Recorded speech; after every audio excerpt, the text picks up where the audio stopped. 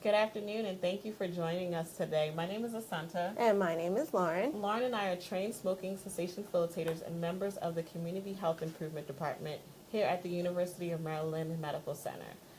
Today, we are here to talk to you about smoking cessation. This is our fourth Facebook Live session. Woohoo, fourth. Yep, and this is in partnership with the Baltimore City Health Department. Yes, and so like she said, this is our fourth smoking cessation Facebook Live, and what we're going to do is go through some of the past ones, but just to let you know exactly what we're doing here, we provide these monthly Facebook Live sessions in an effort to help you on your journey to quit smoking. So before we get into days, let's just talk a little bit about the ones that we've done thus far. So in January, we talked about New Year's resolutions and quitting for a cause. And what that is, first of the year, January, New Year's resolution, we all make them. Well, most of us make them, and most of us break them. Yes. And so what we talked about in January was that changing from a resolution to a lifestyle change. That way you can focus on one area of your life that you want to make better. And we always suggest that you do the one that's most harmful to you. So if you are a smoker or use tobacco products, we suggested that you decide this year is the year you're going to decide to quit smoking. And then the second part of January's session was quitting for a cause. And we know that sometimes it is difficult for you to quit just, for yourself because, you do have the habit of smoking. You've been doing it for so long.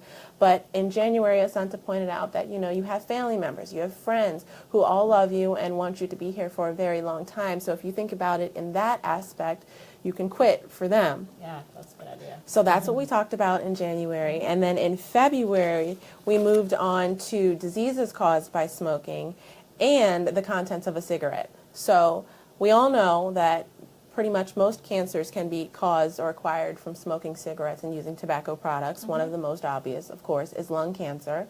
But you can also get lung disease, heart attack, stroke, eye degeneration, which is you could very possibly lose your eyesight. Yep. And so not only that, but smoking and using tobacco products affects nearly every organ of the body. So that's one of the things we definitely wanted to stress in February, was to let you know not only does smoking cause cancer and lung cancer, there's so many other diseases and conditions out there that you can get from smoking.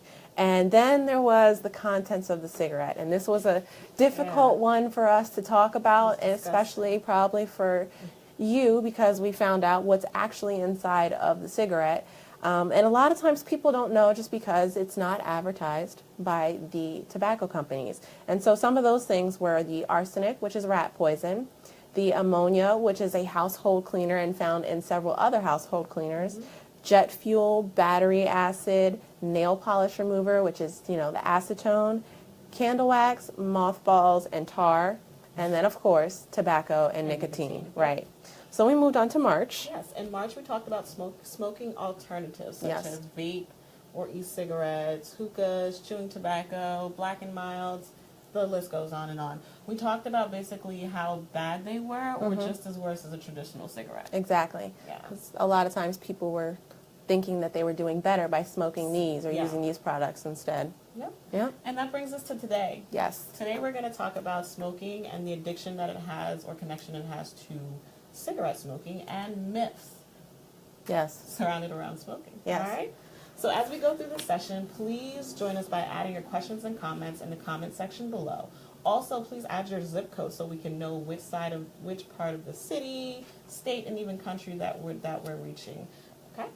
Absolutely. And then also please let your family and friends know about these smoking cessation Facebook Lives that we're doing. And also, like we said, we're on our fourth one now. So feel free to go back through our University of Maryland Medical Center's Facebook page and look through and see what we've talked about, and also see some of our other Facebook Live sessions as well, and just try and learn some things that can help you better yourself and also quit smoking, because we've got two more left. Yep, two more. Two more left. And so we're really excited to get into today. So why don't we just go ahead and do it? Yeah.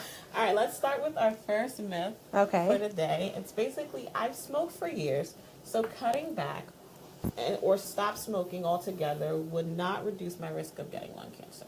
Okay. So that I know personally, what the right answer is. But I've heard just some things for sure that isn't it like 12 hours after you quit, the carbon monoxide levels in your body go back to normal, not half, not almost there. Absolutely 100%. Majority of the time it goes back to normal. Yes. And so that's something right there that's already, and we talked about this last month, I believe, about the carbon monoxide levels that are involved in smoking products. It's dangerous. You don't want carbon monoxide in your body. It's odorless, it's smokeless. It's a poison. It's poison. Yeah. And it can kill you. So 1 year after quitting, also the risk of coronary heart disease is decreased by half that of someone who's still smoking. Is that correct as well? That is correct, yes. Okay. So already we've gotten that far, and I'm sure you've got more to talk about than just my 2 little facts I had. 2 facts. But Yes. thank you for sharing your facts. They are totally correct. Yeah. No matter when you quit smoking or reduce smoking, you reduce your chance of getting lung disease or dying or getting a smoking related disease. The sooner you quit, the sooner you improve your health. Absolutely. That's the bottom line with that. But 20 minutes after you quit smoking, Just 20. your body begins to heal. Okay. Well, that's great. Well, 5 years after you quit, your risk for stroke is that of a non-smoker. That of a non-smoker. Yes. So a person who hasn't smoked a day in their life, who has a limited risk for a stroke due to cigarette smoking, yours cut in half. So that's awesome. That's right back there again, just saying that it's not just a partial change. It's legitimately you're doing a positive thing, a good thing for your health by quitting in just a short period of time. And I know 2 years, 5 years doesn't seem like a short period of time, but think about how long you've already been smoking in comparison. So, well, 10 years after you quit, your lung cancer risk is cut in half, to answer the question. Yeah, So your absolutely. lung cancer risk is cut in half. So if you quit smoking at any time, you're still more likely to live longer than a person who smokes. So we're going to say this myth is false then. False, and we just provided the fact to it. So if you had questions about that, now you know. Yeah. You can cut your risk in half by quitting smoking. Absolutely. Anytime. All right, so let's move into our next myth. I am ready. All right, smoking is not a drug problem or an addiction, Lauren. That's the myth. That's the myth. That's the myth. So do you mind if I tackle this one? Okay, yeah, sure. Let's start with addiction. Okay. All right.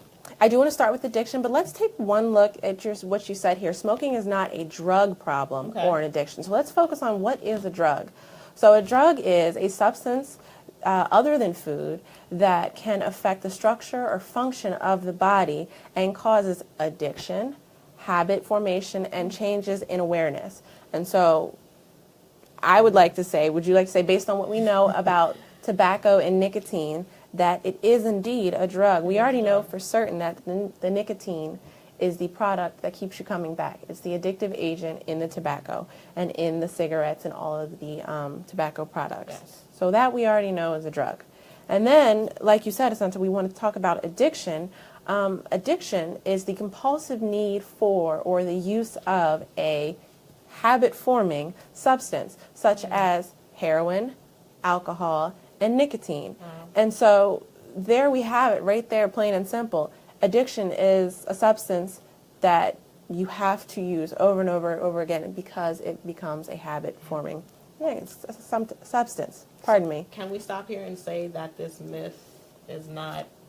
I know you probably have more to add. I do have more to add, but from what we have right here, we already know that this myth is false. Okay, good. Absolutely. Let's just clear that up. Good. So let's go just a little bit further into it. So we know, based on all the stuff that we've talked about in the past, that the smoking cigarettes and using tobacco products affects your body because it gets you sick. It gives you the disease we talked about in February and conditions that can come along with that. Okay. But also, when you're trying to quit, now I need you to stay with me now before I get any further, because if you're a tobacco user, I want you to just focus just for a little bit, because it's going to sound a little harsh for a bit, but it's going to get better. So there's the withdrawal symptoms that you have.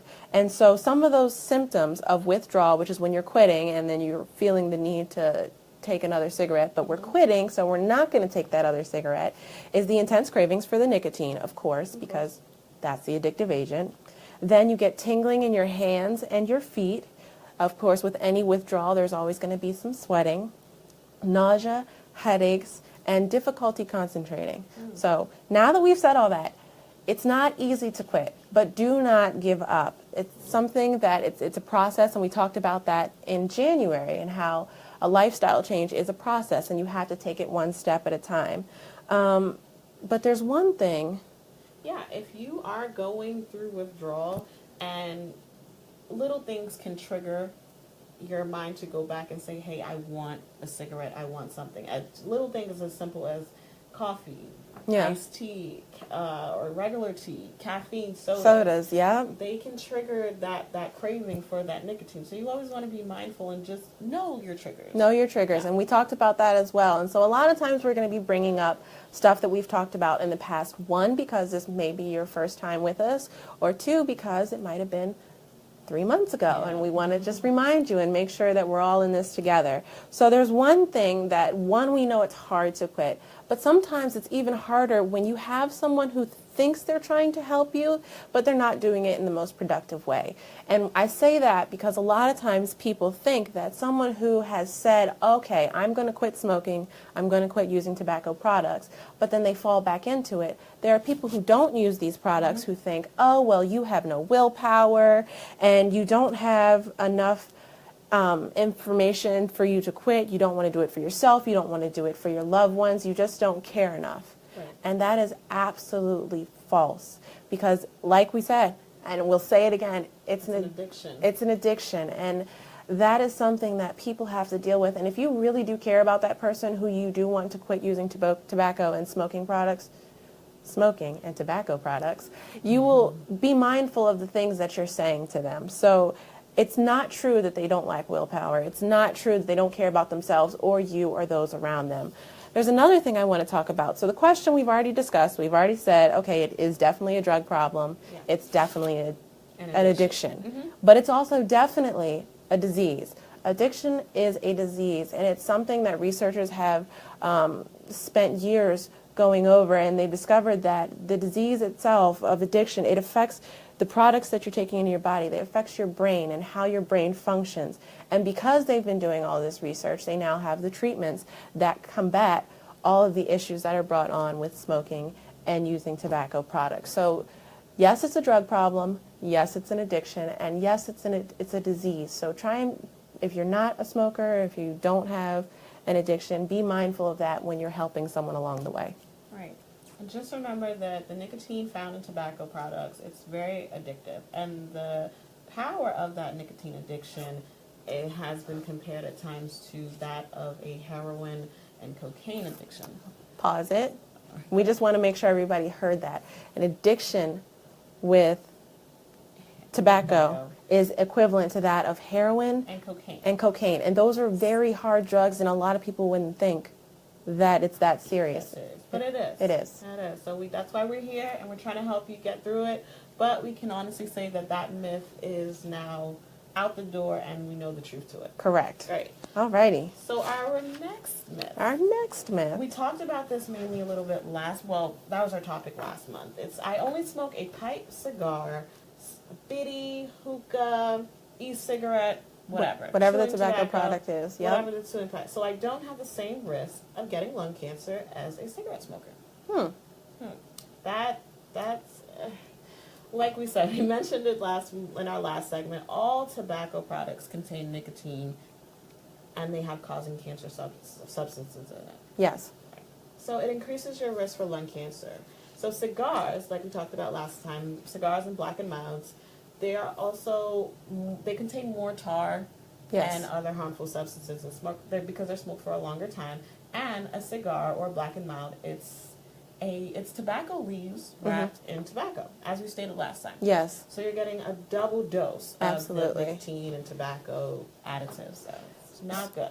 Not good at all. Double doses of tobacco is not good. And then again, if you were with us last session, then you already know how I personally feel about hookahs, but you know that hookahs are bad for you as well. Yeah. Smoking hookah, and again, if you weren't with us last session, that's the water pipe, and it's smoked over periods of time in lounges and social settings.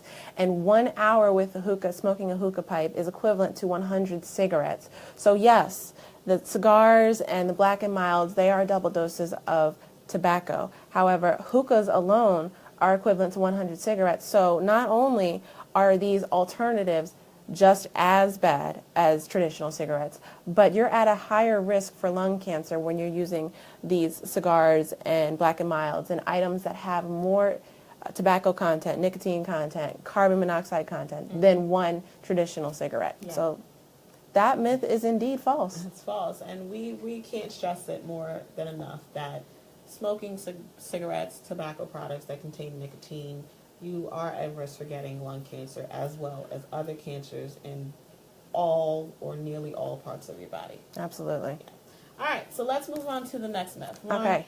I never really heard this myth before until about a month ago. Okay. And it shocked me to think that someone thought this, but I was happy to know that they thought this so that we could address it, yeah, absolutely. we could address it and look into it. So I exercise and I take antioxidants such as vitamins so that should protect me from lung cancer, even though I smoke, or protect me from anything because I smoke. Because you're healthy and because you're healthy and you exercise, which is an interesting myth. That is an interesting myth, which is not true, not 100% true at all.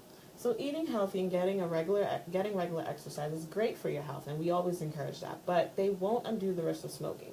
Essentially, smoking prevents you from being the best that you are capable of being. You won't be 100%, or you'll never be at your 100% of healthiness if you continue to be a smoker. That's correct. That's just not. And it's not possible. And it's not necessarily. I mean, exercising is great. It really is, and it's wonderful. As a matter of fact, I could probably do some more myself. However, we want to focus on the fact that no matter what you do that's positive for your health, if you're still smoking, it's still going to be negative towards your health, and it's going to counteract whatever you're doing on the other side. So if you really do love to exercise, like, you go out there every day, think about it like this. As we mentioned before, smoking and smoke inhalation goes into your lungs. It fills your lungs with tar, and it prohibits complete lung functionality, or the ability for your lungs to function properly. And so even when you're exercising, you won't even be able to exercise to what you're fully capable of, because you won't be able to breathe properly. And I know in the past we've talked about the type of lung and respiratory diseases and conditions that can come from smoking. So just keep that in mind when you're exercising and when you're smoking, because it's not healthy. Yeah. Smoking cigarettes and tobacco products is never healthy, no matter what else is going on the other side. Just think about it. When you smoke cigarettes, you're putting yourself at risk to get bronchitis or asthma or COPD. That's not, that hurts your lungs, and it's not a person who's athletic and things like that. It's not good for you. So that myth is out the door once again, and provided truth to it. Yes, we did. So let's move on to the next one. Okay. An occasional cigarette is not a big deal. Okay. So Okay. I only had So 3 today. That's the myth. That's the myth. Some people who I used to smoke a pack a day, now I smoke 3 a day, now I smoke 2 a day. It's okay. It's not a big deal. Okay. All right. So breathing or inhaling tobacco smoke can cause immediate harm. No matter if it's 1, 2, a half a cigarette, piece of a cigarette, it can still cause harm. Breathing or inhaling smoking it can cause harm. Sudden heart attacks and death can be the resulting effect. Each cigarette smoke damages your lungs, blood vessels, and cells in every part of your body. Okay? According to the CDC, smoking a few cigarettes a week can cause a heart attack. Wow. Cause a heart attack. Now that's a few cigarettes a week, not even just a day. Right, and imagine my pack smokers. Yeah. Who smoke a pack a day or a pack a week. That's a lot to think about, because a heart attack, none of this is a joke, but a heart attack can come and gone just like that. So just please be mindful of the things that you're putting into your body. And I know a lot of this stuff sometimes sounds harsh, the way we talk about it, or how severe it may be perceived by you, but it is important for you to know that it is that bad. It's that serious. It is a big deal. And so just a few cigarettes a week. Yep, can cause a heart attack. Okay, wow. Right. So that was an easier myth, but that is the truth to it. It is a big deal. Take it serious. Yeah. Take it light. Don't take it lightly, because you're not only are you harming yourself, but you're harming others around you. Yeah. Okay. So the next myth. Okay. The small amount of smoke that my kids breathe in do not hurt them. It doesn't hurt them. Kids, man. Yeah, I think that's a touchy subject because it's children and they can't really control where they are or who's doing what around them. Yes. Especially for a certain age range. But children can get bronchitis, pneumonia, and ear infections from smoke. It's actually, ear infections. It's so many kids come to the ER with ear infections. And I wonder if anybody ever connects the two. That is there a cigarette smoker at home, or something like that, versus they just probably got a cold. Or I've never actually heard that until we started doing the research for this, that ear infections were related, because I remember growing up, now granted I had other issues going on with swimming and getting water in the ear, but like I've had so many family members and friends who are surrounded by smokers, and we were all getting an ear infection and so on, and just people just overlook it. Yeah, you take it lightly. And not only that, but the smoker, you can get ear infections as well. Oh, wow. Yep. So bronchitis can result in asthma, and children with asthma can have serious and even deadly asthma attacks from breathing the secondhand smoke. So we want to keep our children as safe as possible, no matter what. Absolutely. If you have to smoke, we encourage you to do it outside, nowhere in the home where the smoke can travel through the vents or through the walls, or get onto the onto the furniture, which is what we've talked about in a previous session, which is third-hand smoke. Yes. So the myth is that your children, the small amount of smoke that they inhale won't affect them. But what about the smoke that they don't immediately inhale? Again, we talked about third-hand smoke. Gets into the clothing, the hair, the furniture. So you may smoke while the kids are at school if you have the day off or you're an at-home mom or father. And they come home and you stop smoking. The house smells good. Yeah. They lay down on the couch. The couch has the particles from the cigarette smoke, and it becomes, it gets back into the air and it gets into their lungs, and they inhale it, and there you go, third-hand smoke, and it still affects them, whether the smoke is in the room at the moment or not. This is the same information that goes for cars. Don't smoke in the cars with children. Absolutely. And just understand that smoking can be a learned behavior, yes, as well as anything else. And we don't want our children to pick up the bad habits that we have, such as cigarette smoking. Exactly. All right, so that myth is out the door. All secondhand smoke, any smoke that a child or another adult comes in contact with, is harmful to them and you. And third-hand smoke. And third-hand smoke as well. So yes. Just quit if you can, or try to quit. We're here to help you. Absolutely. So, Lauren, you have a myth for us, right? I do have a myth. Okay, so bear with me, because I know you're the myth lady, but let me see if I can get this one out here. I've heard people say, and I've heard this one a lot, my job is stressful, life is stressful, I got a really, really tough job, or just things are really busy right now, and smoking helps me relax. Have you heard that one? I have, and I see it. Okay. So here's what we want to talk about. Remember that nicotine that we discussed that's in every tobacco product that keeps you coming back for more and more? Which is a poison and yes, bad for you. So, and remember how Assunta previously spoke about just 20 minutes after your last cigarette, your body starts to heal itself? Mm-hmm. Well, what it is that nicotine is a stimulant. So it speeds up your body and it doesn't calm your body down. And plus, no drug can keep the user as busy as smoking. So do you know that smokers spend about 2 to 4 hours with a cigarette per month in their mouth? Per day? Per day, yes. Per day you spend 3 to 4 hours with a cigarette in your hand, in your mouth, or in the ashtray. Wow. So that's one thing. So it's not relaxing you, it's keeping you busy. Not only that, the reason you feel like, oh, I got this cigarette, I feel calm, I can relax now, is because the nicotine itself, the 20 minutes after you took your last cigarette, your body starts to say, I need more nicotine. Give me more nicotine. And so what it's saying is that, you're addicted to it, which we've already discussed, and your body wants the nicotine. It wants to feel that. So your body starts to stress because it's not getting what it is now addicted to. And so that stress that you're feeling is actually the beginning of the withdrawal system, symptoms, and it's the beginning of your body starting to quit. But because you're addicted, your body itself, not you, but your body doesn't want to quit. Your body wants the nicotine. So the thought you have of, oh, I've got the cigarette, I've got the nicotine, I feel relaxed now, I'm calm, I can go back to what I'm doing, is because you're addicted and it's your body craving the nicotine. And so that's something that we want to remember. As well as things you can do to relax and to not be stressed. There are other things you can do outside of smoking that will help calm you. So take a look into those, and I'm pretty sure that, we can discuss a couple of those just to help you out. But wait, I want to backtrack into the when you were describing how it does not relieve the stress. It takes me to the commercial that I see on TV of the cigarette being like the little guy on the shoulder that's telling you to do the negative things. It's like dragging the person along, no matter if they're doing something like at the prom. Or I think one was sleeping. Yep. That's really interesting, and that's putting it all into perspective. It's really true. Yeah. But yeah, let's get into some things that else you could enjoy, such as consider your interest in hobbies. There you go. Things like that. What relaxes you? Do you have a hobby Outside of cigarettes?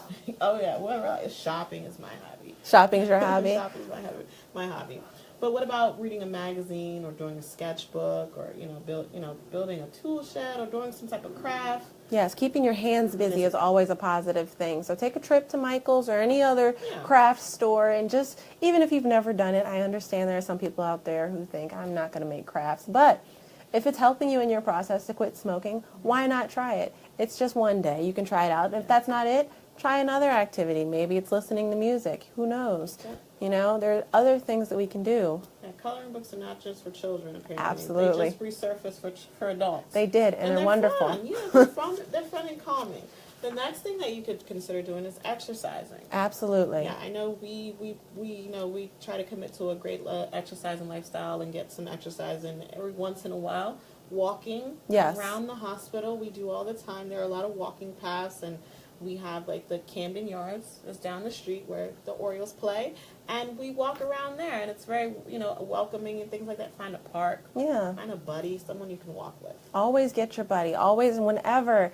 We say it all the time, but your buddy is important to make sure that when you have those moments and you feel like you're stressed, I just need the cigarette, call your buddy. Yeah. Call your buddy and say, hey, I'm feeling it. I want the cigarette. I got to have the cigarette. And then they're going to yell at you and they're going to say, no, you're trying to quit. And so that's what we're doing. We're yelling at you and telling you, no, you're trying to quit. And so we're trying to... Or maybe the exercise will hurt a little bit, whereas though you'll start to feel the effects of the smoking on your lungs and a little hard to breathe and things like that.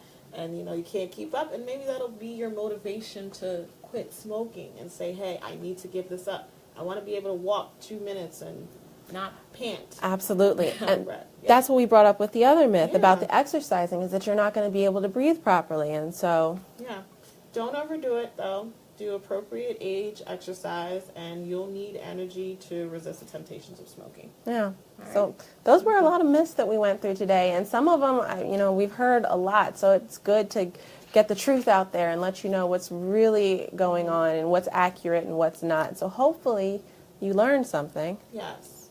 So we hope that we were able to provide some truth to a myth about smoking that you may have had prior to joining us today. Yes. And next month? Next month. We will be back. However, the last Monday in May is Memorial Day. Yes. So we will not be here. However, we will be back the Monday before. Which is the 22nd. Yes, May 22nd at noon to talk about nicotine replacement therapy. Yep.